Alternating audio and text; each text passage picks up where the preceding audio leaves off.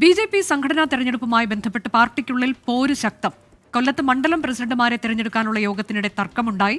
കൊട്ടാരക്കരയിൽ ചേർന്ന യോഗത്തിൽ പ്രഭാരിമാരെ ജില്ലാ നേതാക്കൾ ഉപരോധിച്ചു. Doctor KS. Radhakrishnan, C. Krishnakumar എന്നിവരുമായി കൊല്ലത്തെ മുൻ ജില്ലാ പ്രസിഡന്റുമാർ വാക്കേറ്റം നടത്തുന്ന ദൃശ്യങ്ങൾ പുറത്തുവന്നു. അരുൺരാജ് വിവരങ്ങളുമായി. അരുൺരാജ്, വലിയ തർക്കമായിരുന്നോ? നിലവിലെ അവസ്ഥ എന്താണ്?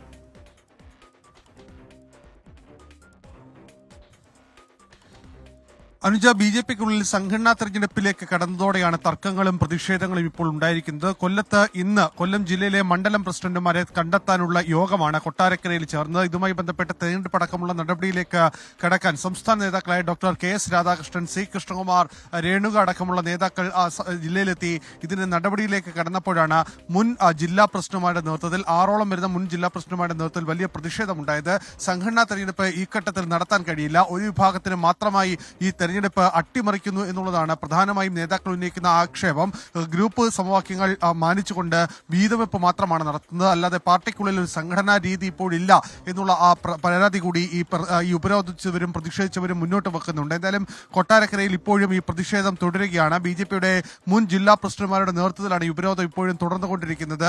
ഇക്കാര്യത്തിൽ സംസ്ഥാന നേതൃത്വം അടിയന്തരമായി ഇടപെടണമെന്ന ആവശ്യം കൂടി ഇപ്പോൾ ജില്ലയിലെ മുൻ നേതാക്കളടക്കം ഉന്നയിക്കുകയും ചെയ്യുന്നുണ്ട്. മുതിർന്ന നേതാക്കളുടെ നേതൃത്വത്തിലാണ് പ്രതിഷേധം ഇപ്പോഴും കൊട്ടാരക്കരയിൽ തുടരുന്നത്. സംഘടനാ തെരഞ്ഞെടുപ്പുമായി ബന്ധപ്പെട്ടാണ് ബി.ജെ.പിക്കുള്ളിൽ നിലവിൽ പോര് ശക്തമായത്. അത് പ്രത്യക്ഷമായി തന്നെ പുറത്തേക്ക് വരുന്നു എന്നുള്ളതാണ്. കൊല്ലത്ത് മണ്ഡലം പ്രസിഡന്റുമാരെ തെരഞ്ഞെടുക്കാനുള്ള യോഗത്തിനിടെ വലിയ തർക്കമുണ്ടായി. സംസ്ഥാന നേതാക്കളെ ഉപരോധിക്കുന്നു, വാക്കേറ്റം ഉണ്ടാകുന്നു.